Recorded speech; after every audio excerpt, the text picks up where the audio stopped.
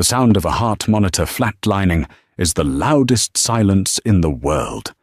It is a sound that splits a life into before and after. But for Adrian Pierce, a man who prided himself on controlling every outcome, that sound was irrelevant. While his wife, Eliana, held their 4-year-old son's cooling hand, begging God for a miracle that would never come, Adrian was not stuck in traffic. He was not in a boardroom saving the company. He was popping a bottle of Dom Perignon in the penthouse suite of the Ritz, celebrating a merger that didn't exist, wrapped in the arms of a woman who wasn't his wife. He didn't know that with his son's final breath, a countdown had begun. Not for grief, but for his total annihilation. The rain in Seattle battered the windows of St. Jude's Children's Hospital, creating a rhythm that usually soothed the patients. But inside room 402, there was no peace.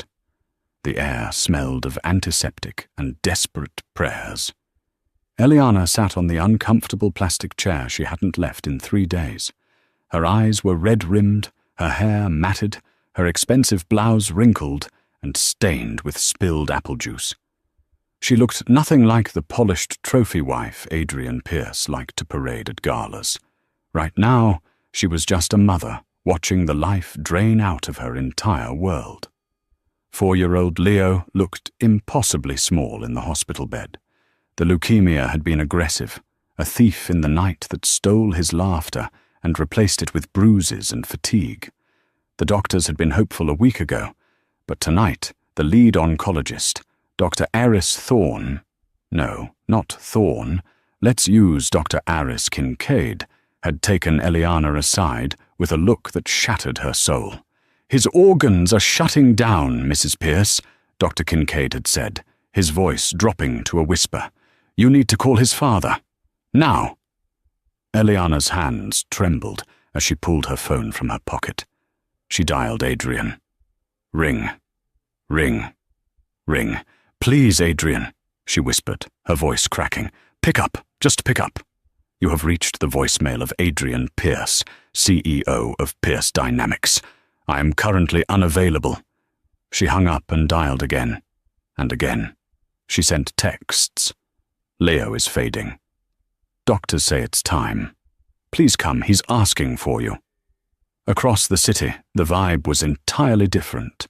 The presidential suite at the Four Seasons was bathed in the warm, golden glow of mood lighting. Smooth jazz played softly from high-end speakers.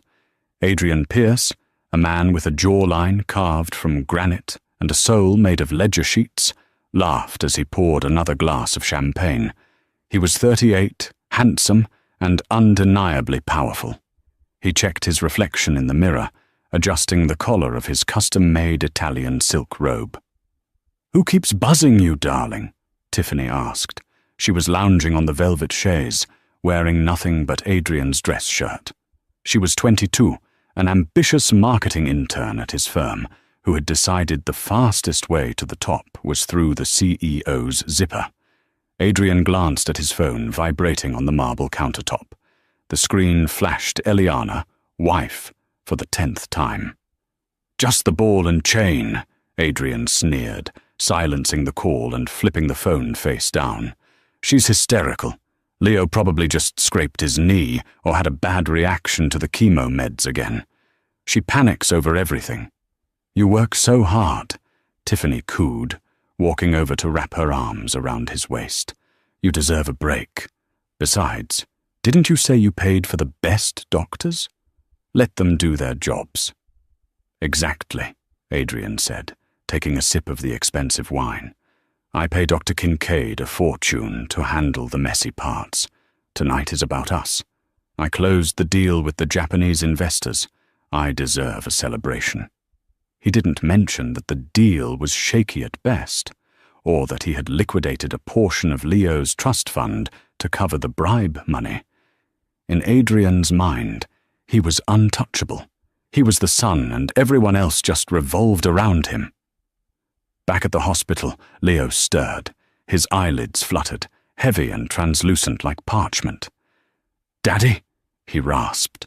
It was a tiny sound, barely a whisper. Eliana's heart broke into 1,000 shards. She leaned in, stroking his forehead. Daddy is on his way, baby. He's flying as fast as he can. He loves you so much. It was a lie. The bitter taste of it coated her tongue. She grabbed her phone one last time. She didn't call Adrian. She called the one person she had been too proud to call for years. Her father. Dad, she sobbed into the receiver. It's time. Magnus sat in the back of his vintage Rolls-Royce Phantom, the city lights blurring past him. He was a man of few words and terrifying capability. Most people knew him as a retired antique dealer, a quiet man who lived on a sprawling estate outside the city. Adrian Pierce certainly thought of him that way, a boring old man with a modest pension and dirt under his fingernails. Adrian had never bothered to look deeper. He had never checked the shell companies, the real estate holdings in Zurich, or the fact that Magnus's last name wasn't just a name, it was a legacy in the shipping industry. Magnus gripped his cane, the silver lion's head handle digging into his palm. "Faster, Roberts," he commanded the driver. "Yes, Mr. Valerius."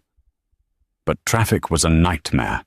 A jackknifed tractor-trailer on the I-5 had turned the highway into a parking lot. In room 402, time had run out. The rhythmic beeping of the monitor began to slow. "Beep! Beep! Beep!" "No, no, no," Eliana whispered. She climbed onto the bed, curling her body around her son's frail frame, trying to transfer her own warmth, her own life force, into him. "Leo, stay with Mummy. Please, Leo, look at me." Leo's eyes, once bright blue like his father's, were dull and unfocused. He looked toward the door, searching, waiting. "Daddy?" he breathed one last time. Then he exhaled, a long, shuddering sigh that seemed to carry the weight of his short, painful life. The monitor let out a singular, piercing tone. Beep. "Leo!" Eliana screamed. It was a primal sound, a tear in the fabric of reality. Nurses rushed in, Dr. Kincaid barking orders, but they all knew it was formalities. At that exact moment, at the Four Seasons, Adrian was laughing at something Tiffany said. He reached for his phone to check the time. 11:42 p.m. He saw a text from Eliana. It had arrived 1 minute ago. "He's gone." Adrian stared at the screen. For a second, just a split second, a flicker of something human passed behind his eyes. Shock? Guilt? But he quickly shoved it down. He couldn't deal with this now. He had a board meeting in the morning. If he went to the hospital now, it would be a scene. Screaming, crying, doctors. It was messy. "Is everything okay?" Tiffany asked, tracing a finger down his chest. Adrian turned the phone off completely. "Everything is fine," he lied, his voice steady. "Just a spam message. Come here." He chose pleasure over his son's corpse. 40 minutes later, the door to room 402 burst open. It wasn't Adrian. Magnus Valerius walked in, soaked from the rain, his expensive wool coat heavy with water. He saw the nurses disconnecting the tubes. He saw the white sheet pulled up. He saw his daughter, curled in a ball on the floor, rocking back and forth, making no sound at all. Magnus walked to the bed. He pulled back the sheet and looked at his grandson. Leo looked peaceful, finally free of pain. Magnus placed his large, weathered hand on Leo's cold cheek. A single tear tracked through the wrinkles on the old man's face. He turned to Eliana. He didn't offer empty platitudes. He knelt beside her and pulled her into his chest. "Where is he?" Magnus asked. His voice was low, vibrating with a dangerous resonance. "Where is Adrian?" Eliana looked up, her eyes empty. "He didn't come. I called him. I begged him. He sent to voicemail." Magnus looked at the clock on the wall. He looked at his dead grandson. Then he looked at his daughter. The grief in his eyes began to harden, cooling into something sharp and brittle like obsidian. "He will regret this," Magnus said. It wasn't a threat. It was a statement of fact, like saying the sun will rise. He will regret the day he was born. The funeral was 3 days later. It was a gloomy affair at the Holy Trinity Cemetery. Adrian finally showed up. He wore a custom black Tom Ford suit and dark sunglasses. He played the part of the grieving father perfectly. He dabbed at dry eyes with a silk handkerchief when the cameras were pointed at him, because, of course, he had alerted the press. "My son was my light," Adrian told a reporter from the Seattle Times near the grave. "I was in a crucial meeting with international investors to secure his future when it happened. I rushed there, but I was too late." Eliana stood 10 feet away, frozen. She heard the lie. She wanted to scream, to claw his eyes out, but she was too weak. She hadn't eaten in days. Magnus stood behind her, a silent sentinel. He watched Adrian's performance. He watched the way Adrian checked his watch when he thought no one was looking. He watched Adrian wink at a young blonde woman standing by the periphery of the funeral. Tiffany, who had the audacity to show up wearing a black dress that was far too tight for a funeral. Magnus signaled to a man standing by a black SUV in the distance. The man was Lucas, not a bodyguard, but a private investigator who used to work for MI6. That night, while Adrian went out for drinks to numb the pain, which was actually a dinner date with Tiffany at Le Cuckoo, Magnus sat in his study with Eliana. "Drink this," Magnus said, handing her a cup of herbal tea. "I can't, Dad. I just want to die," Eliana whispered. "You will not die," Magnus said sternly. "You will survive, and you will watch him fall. But first, you must know the truth." Lucas walked in, carrying a thick manila envelope. He placed it on the mahogany desk. "Mr. Valerius," Lucas said, nodding respectfully. "I pulled the records you asked for." Magnus opened the envelope. He spread the photos on the desk. Eliana gasped. There were photos of Adrian entering the Four Seasons at 7:20 p.m. on the night Leo died. Photos of him and Tiffany on the balcony. But the most damning evidence was the itemized bill from the hotel and the phone logs. "Look at the timestamp," Magnus pointed a shaking finger at the paper. 11:42 p.m., room service, champagne and oysters. 11:42 p.m., text message received from Eliana Pierce. 11:43 p.m., device powered down. "He was ordering oysters while his son took his last breath," Magnus said, his voice trembling with a rage so potent it felt like it could burn the house down. "He read your text, Eliana. The logs show the message was read. He saw it, and he turned off his phone." Eliana stared at the paper. The sadness in her heart was instantly incinerated by a white-hot fury. She stood up, her hands clenching into fists. "He told everyone he was working," Eliana hissed. "He told me he was in a meeting." "He lied," Magnus said. "He has been lying for years. He has been siphoning money from your joint accounts to pay for that apartment he keeps for her. He used Leo's medical fund to buy a Porsche for himself last month." Lucas laid down another document. "Bank statements, Mrs. Pierce. He liquidated the emergency surgery fund 3 weeks ago. He bet it on a high-risk stock option that tanked." Eliana felt sick. He stole from his dying son? "He thought Leo wouldn't make it," Magnus said coldly. "He bet against his own son's life to make a quick buck." Magnus stood up and walked to the window. He looked out at the dark estate. "Adrian Pierce thinks he is a shark," Magnus said softly. "He thinks he swims in an ocean where he is the apex predator. He has forgotten that there are krakens in the deep." Magnus turned back to his daughter. "Eliana, do you want a divorce?"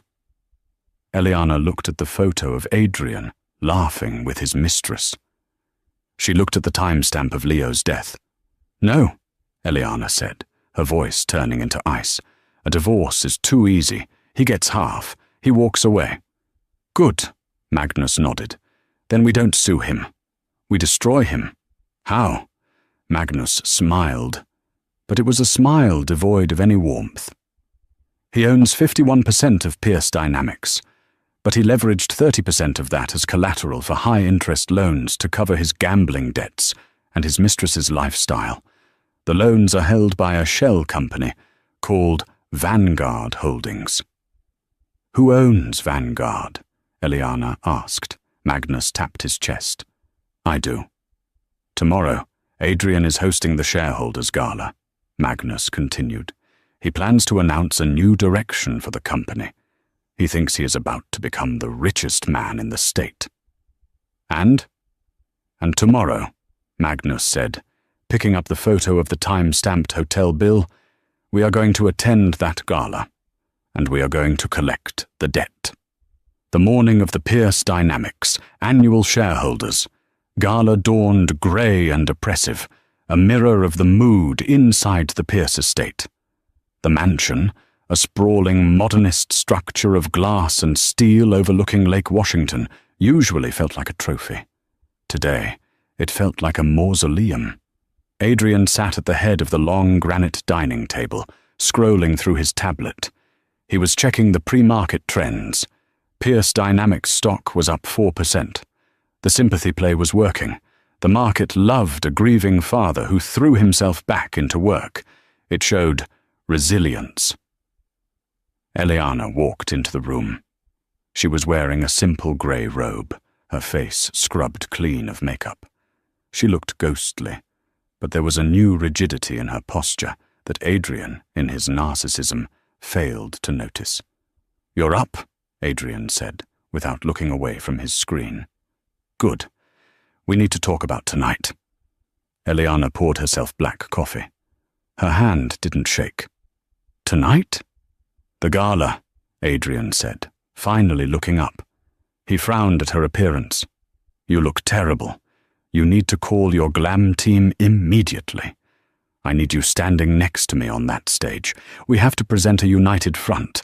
The rumors about my absence are starting to circulate on the fringe blogs.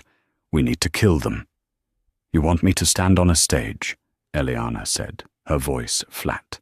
3 days after we buried our son, and smile for your investors?" Adrian sighed, the sound of a man burdened by the incompetence of others. He stood up and walked over to her, placing a hand on her shoulder. It felt heavy, like a yoke. "Eliana, I know you're hurting. I am too," he lied smoothly. "But Leo would want us to be strong. He would want his father's legacy to survive. If the stock drops, the foundation I'm setting up in his name loses funding. Do you want that? Do you want to hurt Leo's memory?" It was a masterclass in manipulation, weaponizing her dead child against her. A week ago, this would have broken her. She would have sobbed and agreed to anything. But today, Eliana felt the cold steel of her father's plan in her spine. She looked at Adrian's hand on her shoulder, the same hand that had held a champagne glass while Leo died, and felt nothing but revulsion. "I'll be there," she said softly. Adrian smiled, relieved. "Good girl. Wear the emerald dress. It matches my tie. And please, Eliana, try to look alive. For Leo." He kissed her forehead and left for the office.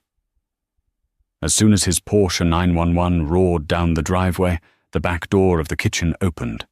Magnus Valerius walked in, followed by Lucas. "He took the bait," Eliana said, taking a sip of coffee.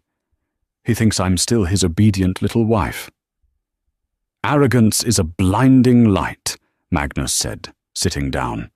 "He cannot see the cliff because he is too busy looking at the sun." Lucas placed a sleek, black laptop on the table. "We have access, Mrs. Pierce. Adrian's assistant, a woman named Sarah, was quite helpful. It turns out Adrian has been verbally abusing her for 3 years. She was more than happy to give us the passcodes to the gala's audio-visual system. "And the financial trap?" Eliana asked, looking at her father. Magnus smoothed his tie. "I spoke with the board of Vanguard Holdings this morning. The margin call is prepared. We are just waiting for the stock to hit its peak tonight. The higher it goes, the harder he falls. When the truth comes out, the stock will crash. When it crashes, the value of his collateral, his shares, will plummet. That is when we trigger the clause." Eliana nodded. She walked to the window and looked out at the grey sky. "He told me to wear the emerald dress," she murmured. "Do not wear it," Magnus said. "Tonight you do not dress as his wife. You dress as his executioner." At the Pierce Dynamics headquarters, Adrian was in a manic high. He was shouting at his CFO, a nervous man named Arthur Pendleton. "I want the projection charts up by 20%, Adrian barked. "Adjust the EBITDA. I don't care how you do it. Just move the losses to the next quarter." "But sir," Arthur stammered, that's borderline fraud. If the SEC looks closely, the SEC is blind if you feed them enough paperwork." Adrian slammed his hand on the desk. "Just do it. I have the Japanese delegation coming tonight. Mr. Tanaka is old school. He cares about family and stability. If he sees strong numbers and a grieving father, he'll sign the merger deal tonight. That's $100 million, Arthur. Do you want your bonus or not?" Arthur swallowed hard and nodded. "Yes, sir." Adrian dismissed him and leaned back in his chair. He pulled out his burner phone, a new one since he'd destroyed the old one, and texted Tiffany. "Tonight is the night. Be at the hotel bar. I'll slip away after the speech. We're going to celebrate being rich." He smirked. He really thought he had pulled it off. The grand ballroom of the Fairmont Olympic Hotel was transformed into a wonderland of crystal and gold. Waiters in white tuxedo jackets moved silently through the crowd, offering flutes of vintage champagne. The elite of Seattle were there, tech moguls, politicians, and the heavy hitters from Wall Street. At the center of it all was Adrian Pierce. He looked dashing, if slightly somber, playing the role of the tragic hero to perfection. He shook hands, accepted condolences with a stoic nod, and spoke in hushed tones about resilience. "So tragic," whispered the wife of a bank CEO. "And to be back at work so soon? The man is a machine." "He's dedicated," her husband agreed. "That's the kind of leadership Pierce Dynamics needs." In the corner, the Japanese delegation, led by Mr. Tanaka, watched Adrian closely. Tanaka was a man of honor. He respected Adrian's apparent strength, but something in Adrian's eyes, a frantic, hungry gleam, unsettled him. At 8:00 p.m., the lights dimmed. A spotlight hit the stage. Adrian walked out to thunderous applause. He stood at the podium, gripping the sides, looking down for a moment, as if gathering his composure. "Thank you," he said, his voice amplified through the high-end sound system. "Thank you all for coming. As many of you know, this has been the hardest week of my life. Losing my son, Leo." He paused. A hush fell over the room. Losing Leo felt like the end of the world. He was my heart, my inspiration. Adrian looked up, eyes glistening. He had practiced this in the mirror. "But I know Leo would not want me to stop. He would want me to build a future. That is why, tonight, I am proud to announce the merger with Tanaka Industries. This isn't just business. It's a promise to build a legacy that my son would have been proud of." The crowd began to clap.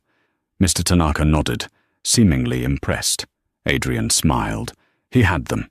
Then, the large 40-foot LED screen behind him flickered. The Pierce Dynamics logo vanished. The room went silent as the screen turned black. Then, white text appeared. Thursday, November 12th. 11:42 p.m. Adrian turned around, confused. What is this? Technical difficulties? Cut the feed, he hissed at the sound technician in the wings. But the technician wasn't there. Lucas was standing at the console, arms crossed, staring at the stage. The screen changed. A photo appeared. It was high resolution, taken from a security camera. It showed Adrian Pierce in a hotel corridor, laughing, his arm around Tiffany. She was kissing his neck. A gasp rippled through the crowd. Then audio began to play. It was crystal clear. Just the ball and chain. She's hysterical. Leo probably just scraped his knee. I pay Dr. Kincaid a fortune to handle the messy parts. Adrian's face drained of blood. He looked like a wax figure melting under heat. Turn it off! It's a fake! It's AI! He screamed, his voice cracking. But the video continued. 11:42 p.m. St. Jude's Hospital. A split screen appeared. On the left, the itemized bill for oysters and champagne, $450. On the right, the official death certificate of Leo Pierce. Time of death, 11:42 p.m. The contrast was brutal. The gluttony on one side, the tragedy on the other. No, Adrian whispered. He backed away from the podium, but the spotlight followed him. Then, the double doors at the back of the ballroom swung open. Eliana walked in. She was not wearing the emerald dress. She was wearing a floor-length gown of midnight blue velvet, dark as a bruise, with a neckline that was sharp and severe. She wore no jewelry except for a single silver locket. Leo's. Her hair was pulled back tight. She didn't look like a victim. She looked like a queen coming to sentence a traitor. Magnus Valerius walked beside her, his cane tapping rhythmically on the hardwood floor. Tap, tap, tap. The crowd parted for them like the Red Sea. The silence was absolute, save for Adrian's ragged breathing. Eliana walked up the stairs to the stage. She stood 5 feet from Adrian. She didn't shout. She picked up the microphone he had abandoned.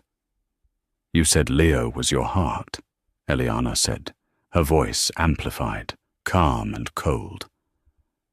But while his heart stopped beating, you were ordering oysters.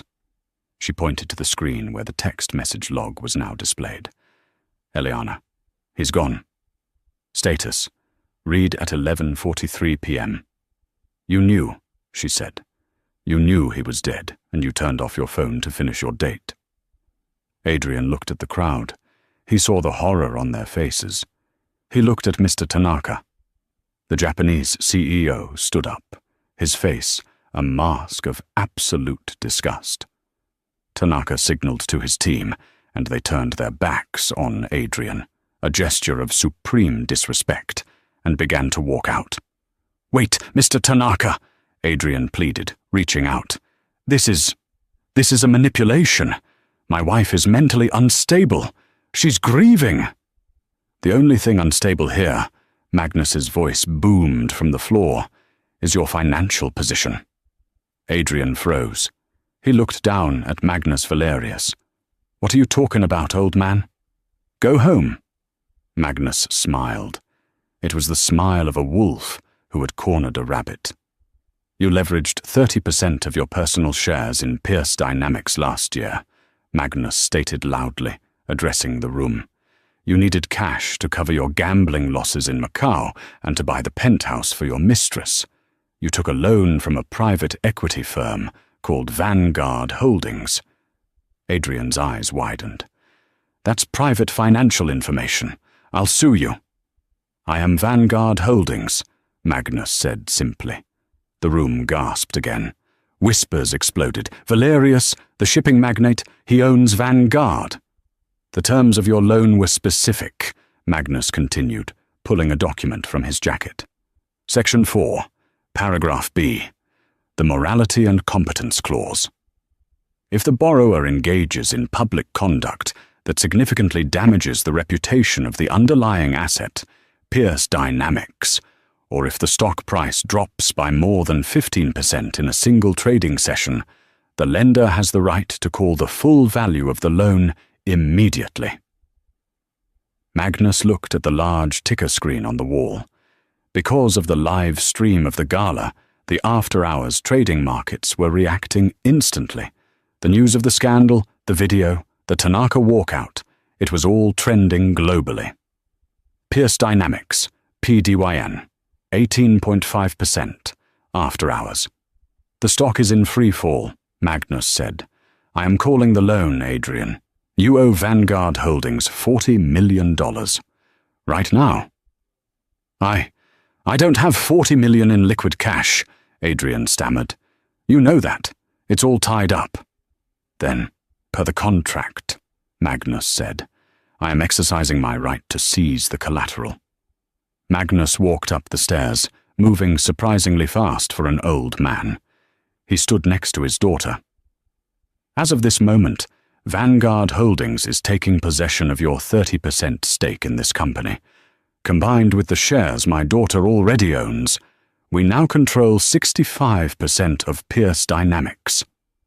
Magnus turned to the board members sitting at table 1. As the new majority shareholder, I call for an immediate vote of no confidence in the CEO. The chairman of the board, a man named Preston, who had always hated Adrian's arrogance, didn't hesitate. He stood up. I second the motion. All in favor? Magnus asked. Every hand at the board table went up. Motion carried, Magnus said, turning back to Adrian. You're fired.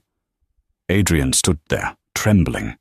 His empire, his reputation, his future, it had all evaporated in 10 minutes.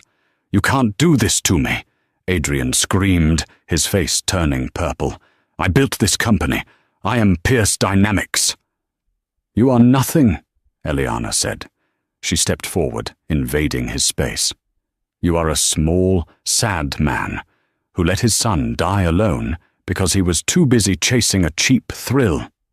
She reached into her clutch and pulled out a thick envelope. She slapped it against his chest.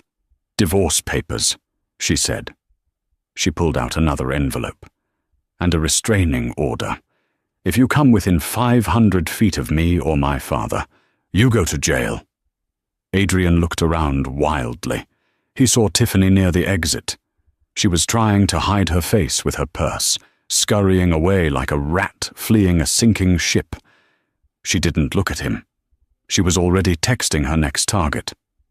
Security guards, men Adrian had hired, began to approach the stage. Mr. Pierce, the head of security said, his voice devoid of sympathy. We need to escort you off the premises. You are no longer authorized to be here. Get your hands off me, Adrian shouted, shoving the guard. That was the final mistake. The guard, a former Marine, didn't take kindly to being shoved. He spun Adrian around, pinning his arm behind his back in a painful lock. Let's go, sir, the guard growled.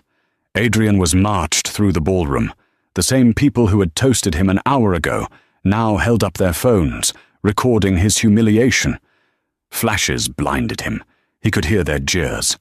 Monster. Pathetic. Child killer. As he was dragged out the double doors, he looked back one last time. Eliana stood center stage, bathed in the spotlight. She wasn't looking at him. She was looking up, her hand clutching the locket around her neck. She was breathing deeply, the first real breath she had taken since the monitor flatlined. Magnus stood beside her, his hand on her back, a pillar of strength. The doors slammed shut, cutting Adrian off from the world he used to rule. He was thrown onto the wet pavement of the valet circle. It was raining again. He sat there in a puddle, his tuxedo ruined, his phone blowing up with notifications of lawsuits, cancelled credit cards, and hate mail. He was alone. But the story wasn't over.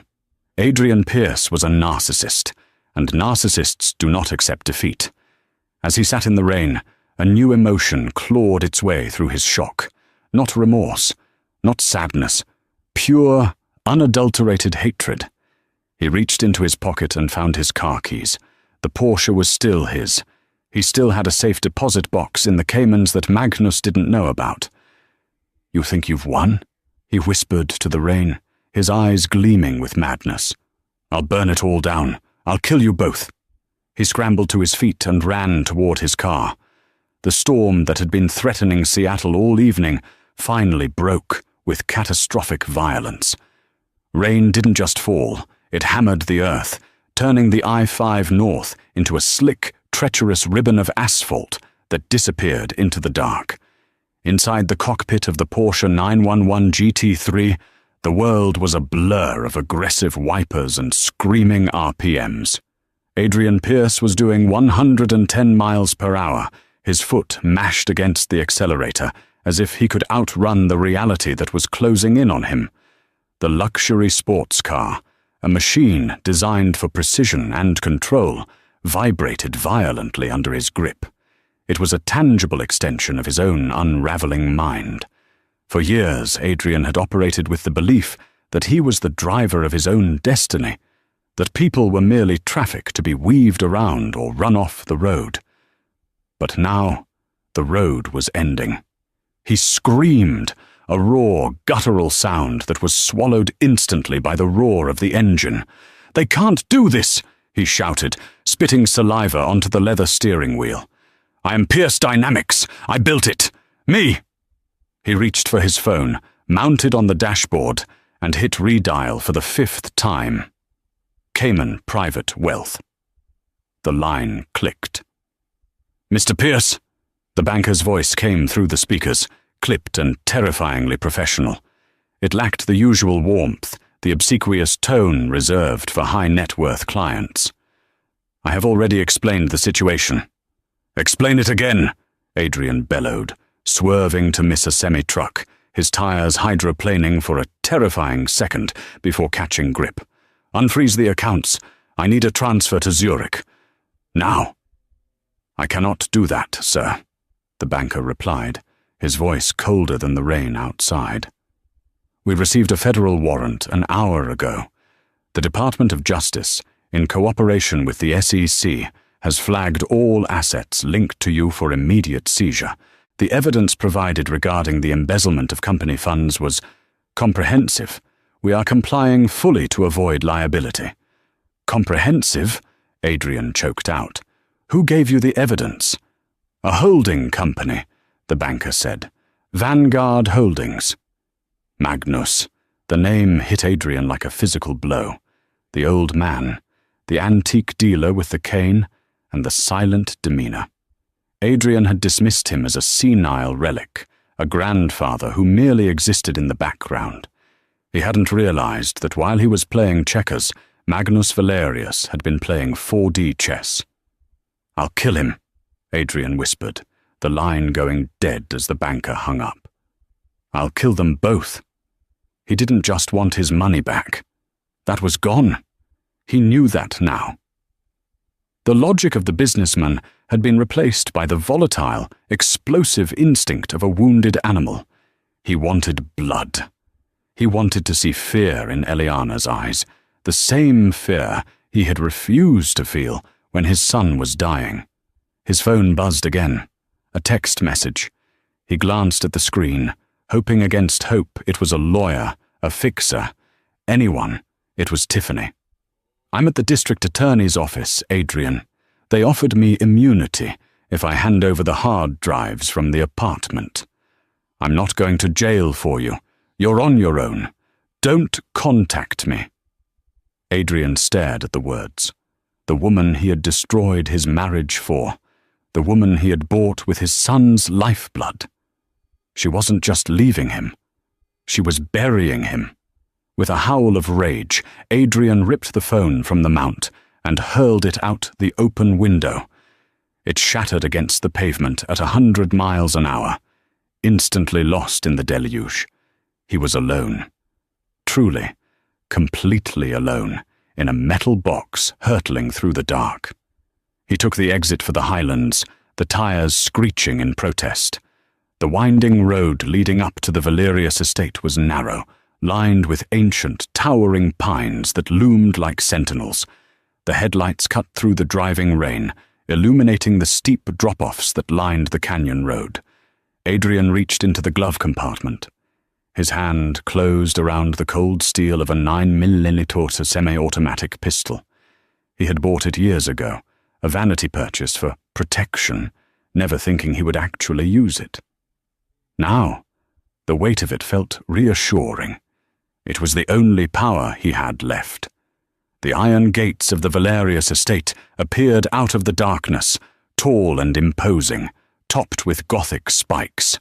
"Open up!" Adrian screamed, though no one could hear him. He didn't brake. He didn't signal. He simply braced himself. Crash! The sound was deafening. The Porsche, a masterpiece of German engineering, slammed into the wrought iron. Metal shrieked against metal.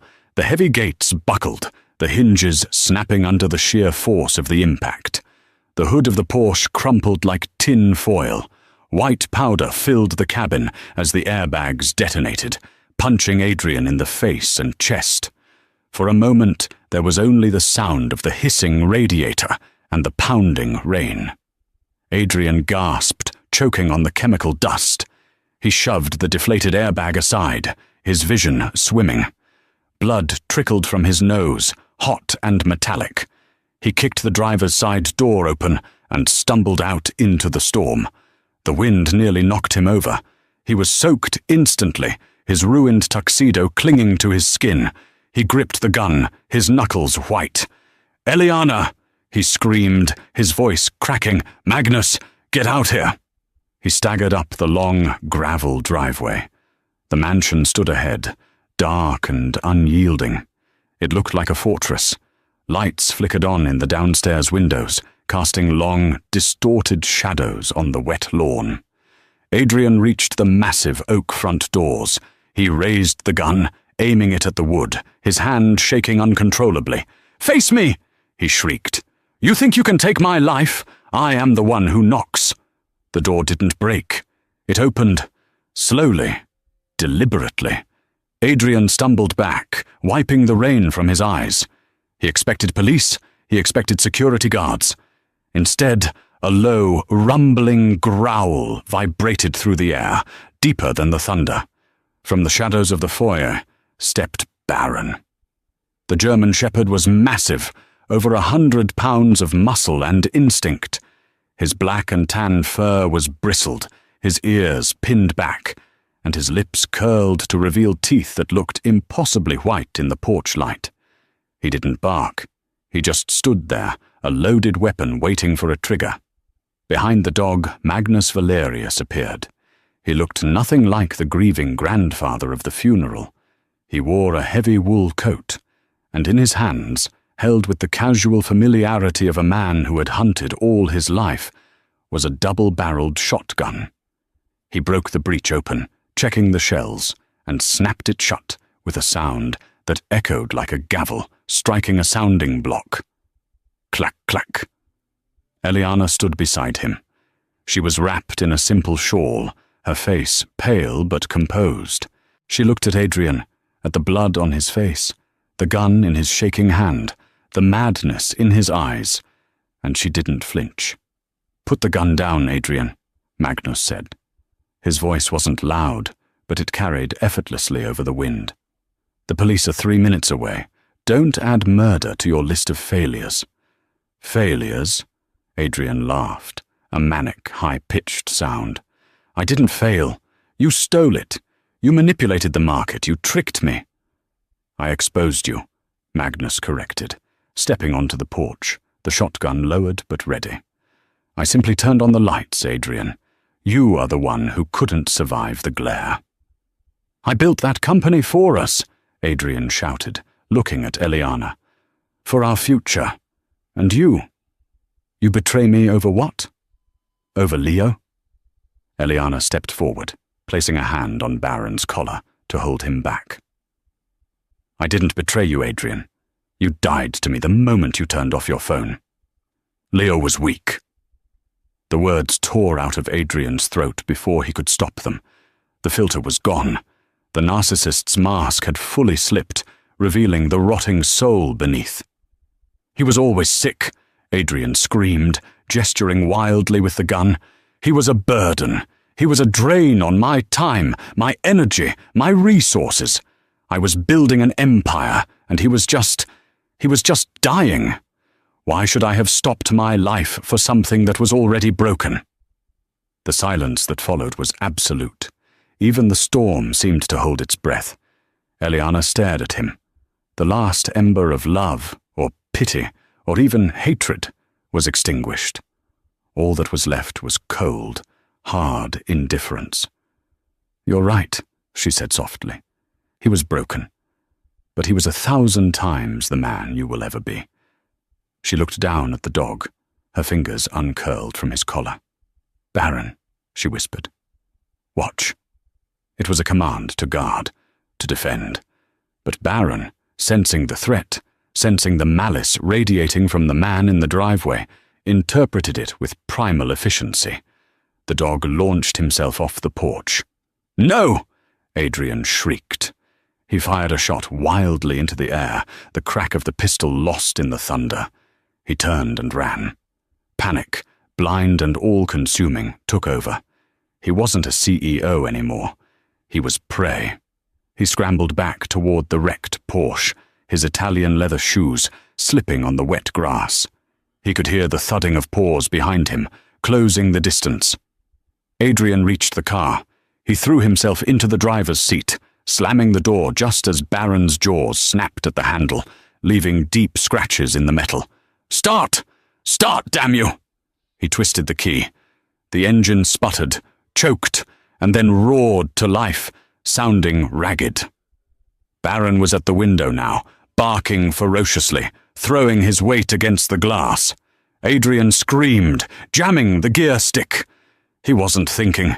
He just wanted to get away from the dog, away from the house, away from the eyes of the wife who had seen his true face. He slammed the car into reverse. He stomped on the gas.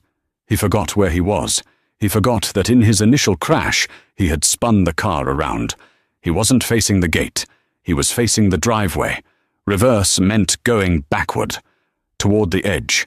The tires spun on the slick mud, finding no traction for a second, and then they caught. The Porsche shot backward. Adrian felt the stomach-churning sensation of weightlessness.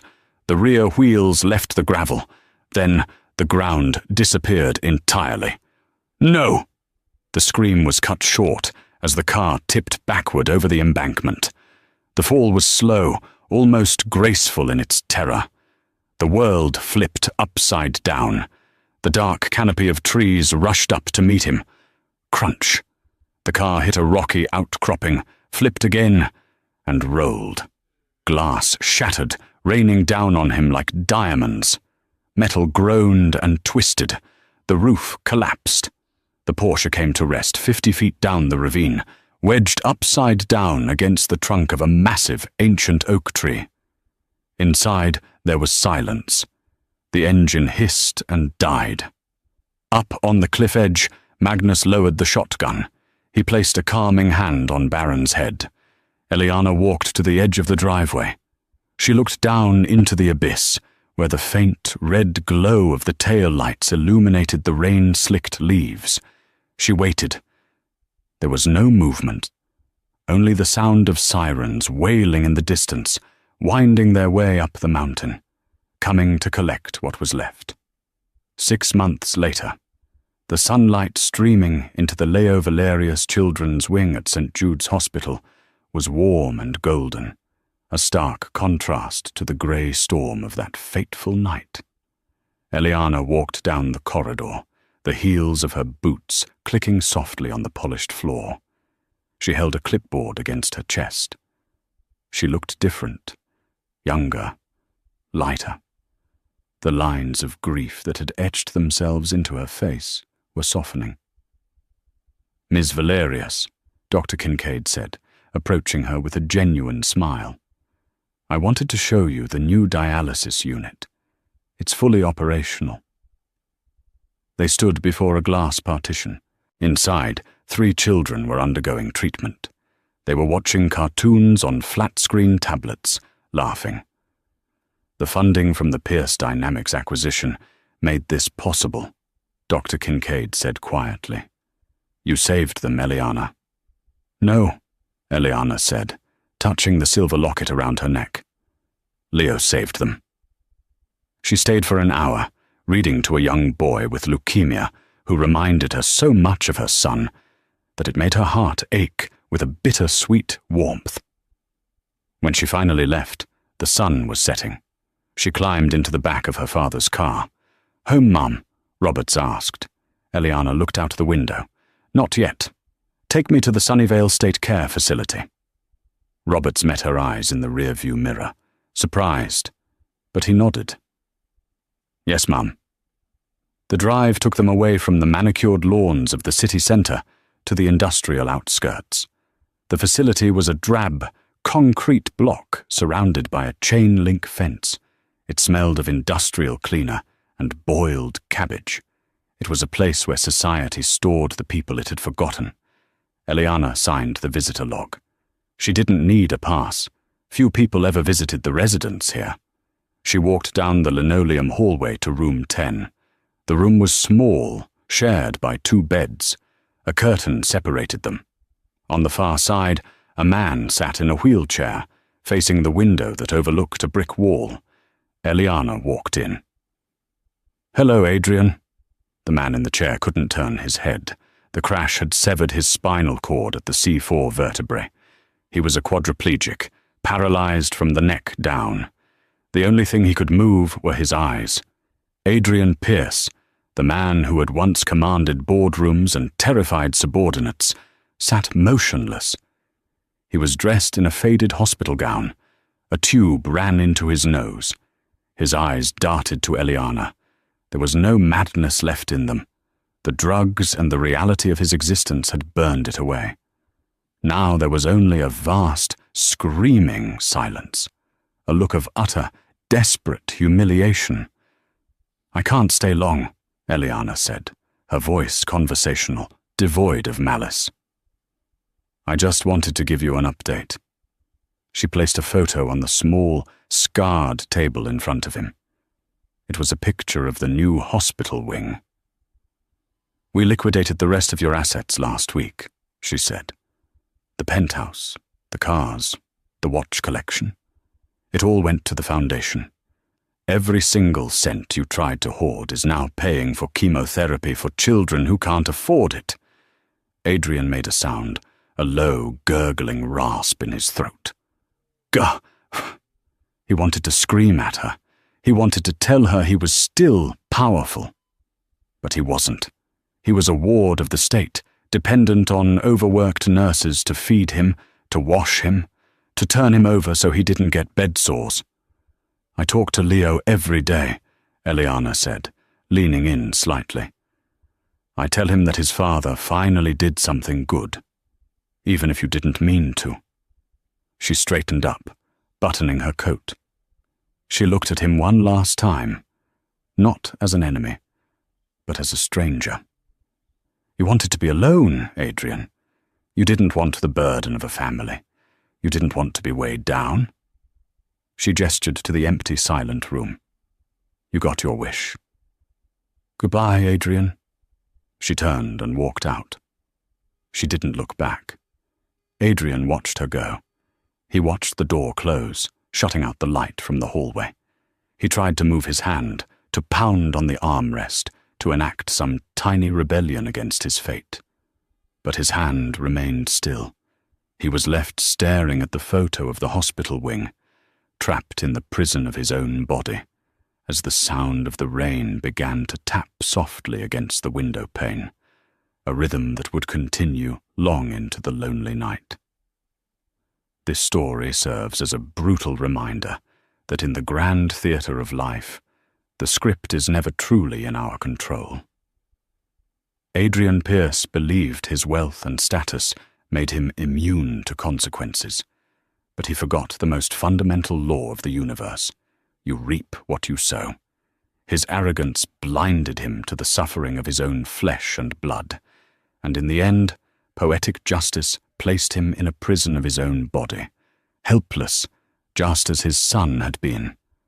It is a tale of tragic irony, proving that money can buy silence for a while, but it can never buy peace. If this story of karma and ultimate justice moved you, please hit that like button.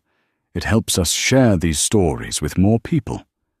Don't forget to share this video with someone who needs a reminder that the truth always comes out, and subscribe to the channel for more real-life dramas, unexpected twists, and stories that hit deep. Turn on notifications so you never miss the next episode,